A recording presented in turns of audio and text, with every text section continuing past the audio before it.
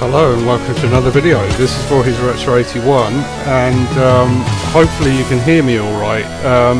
This is, as you can read, Xeno Crisis. This is the PC version of Xeno Crisis, and we're just going to have a quick look at it for 10 or so minutes, or as long as it takes me to beat the first stage. I apologise if the music and the sound are slightly overpowering. There are no volume controls on this, and I think one thing I would say before I get into it, because I'll probably forget once I'm trying desperately not to get caned in the face by aliens, I'm very glad that this game came to the PC, because frankly there was no other way I would be able to afford it on my wage packet. And I had been very interested in the Mega Drive version of it, but this isn't a moan, because I understand completely how much it costs to put together physical Mega Drive games, you know, for an independent developer. You know, that was a big part of the cartridge wars with Electronic Arts and such like back in the day, that, you know, it costs so much to put together, you know, production of approved plastic cartridges and PCBs, and that's why people like Electronic Arts and Codemasters kind of went through the back door and reverse engineered cartridges, and then kind of like pseudo held people like Sega and Nintendo hostage, was because it cost so damn much to put those together. So it's amazing that people like Bitmap Bureau and such like are able to put that kind of thing together and get that rolling, but it does mean that the overheads are massive, and that does come down to, like, you know, when you're a consumer, like, you're basically looking at like, well, you know, I'm going to support this, but I'm going to have to support it digitally, and, you know, so, but this PC version doesn't have a lot of features that you'd be used to having on the PC, you know, things like volume control. There are no system rebinds. It's like, you know, you've just got to, you know, it's just a bit deal with it. So that's kind of a little bit, you know, it's a bit disappointing. You know, if they're considering patching this in the future, I think, you know, volume settings, you know, a bit more audio and a bit more control settings, and maybe also you'll see when we start the game that it only uses like the middle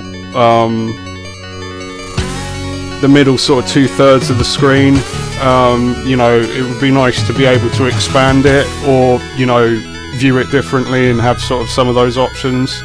Anyhow, waffling on, get into the game, get cracking.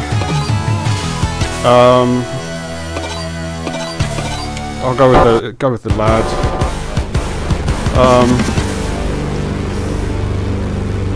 Commencing operations.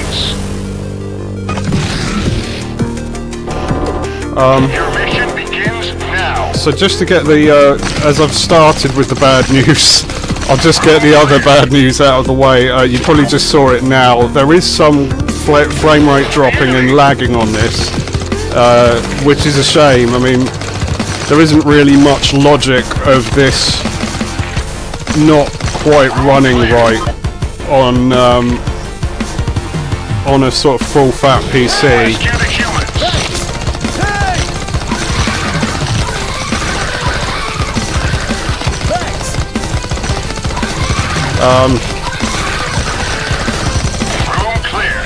Given that I can run Gears of War on full spec on this thing with no trouble, it is a bit weird that there's a lot of frame dropping on the PC port of this, which is a shame and does make the game, like, at various points quite a lot harder than it should be.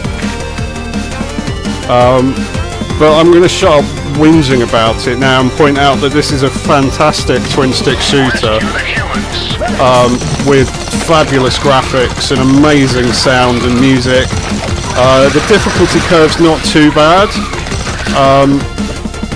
There are a few things that kind of like give it a bit of, like, what I'd say a like slightly false difficulty, which, you know, you'll either love them or you hate them. I'm not keen on the limited ammunition thing. I would rather it was a bit more like Smash TV, you know, you just hold the fire button down, and you know, fire and forget. But that just makes it a bit more strategic, which, you know, while like I say, you know, this kind of game I do prefer to like just be able to like hold fire and forget, because obviously twin stick shooters are very frantic, and you know, you've got to have eyes in the back of your head. Worrying about your ammunition for your main gun is a bit. There is melee, but the melee is kind of. You see that shot? It's a sound chopped out and the frames dropped there, which was sort of not ideal. So I'm not entirely sure of the ins and outs of it, but having played this sort of for about 3 or 4 hours, I think. I feel like it's something like that now. While I like that there's a choice of characters,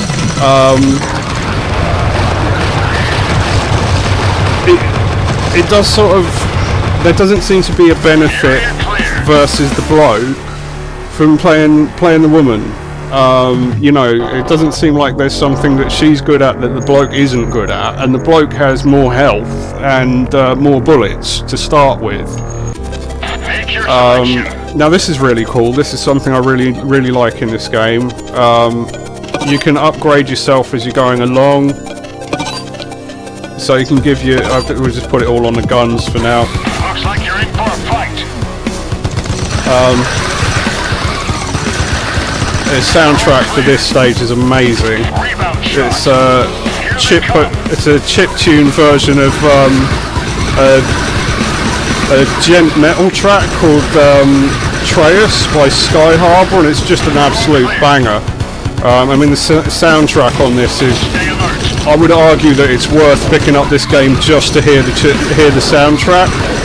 It's by a fella called Savaged Regime, and you can find him on YouTube and listen to some of it independently, and it's just cracking.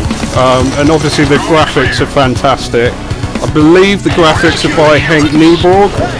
I'm not sure if I'm pronouncing that right, and if it's somebody else, please correct me if you're watching this. But you know, he's the people who put this together are sort of. They are industry vets, a lot of them, and so they know their stuff, you know, graphically, you know, gameplay wise. And I mean, I think to be truthful, if you've got the readies to get this together on like a console, you probably got to get the best experience out of it. I mean, I'm playing this on a high def monitor, so you've got that, like, you know, you've got that kind of screen down the middle factor, which, I mean, I never mind that, but it's sometimes nice to be able to, like, when I'm playing stuff like vertical shooters, which obviously I play a lot of, I really like to be able to, like, black those sort of barriers out rather than have stuff in them, so that you can focus on the game. You know, because a lot, you know, like arcade games are frantic enough as it is without there being a load of, like, you know. But it's just personal preference, and I'm sure that won't bother a lot of people. And yeah, I mean, I know. Oof, there we go. Some Adid. I think we'll call it there because I'm sure that's coming up on the 10 minutes. Yeah, it's not far off.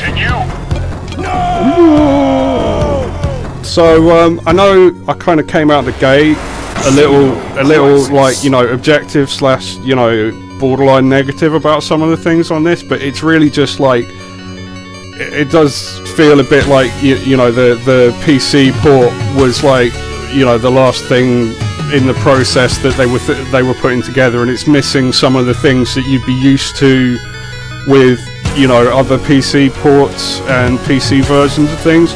But that doesn't get in the way of how much fun the game is to play and how much of an achievement it is, you know, from a small team to put something that's this sort of genuine and in, you know, true sort of like old school together. You know, with such great music, sound, graphics. It's a very tough game, and that may put some people off. But yeah, it's a really cool game, and I really enjoy it. And you know, if you put a gun to my head and said score it, I'd definitely be like 7.5, 8 out of 10. And I'm hoping that it gets patched with a few extra options so that you can, like, you know, play around a bit more with like control schemes and such like. But you know, even as it is, like, you know, with a few, like, you know, a few little things that you've got to take with a pinch of salt, it's fantastic. I've been really enjoying it, so I hope you enjoyed checking it out with me. Peace out, much love, and see you soon.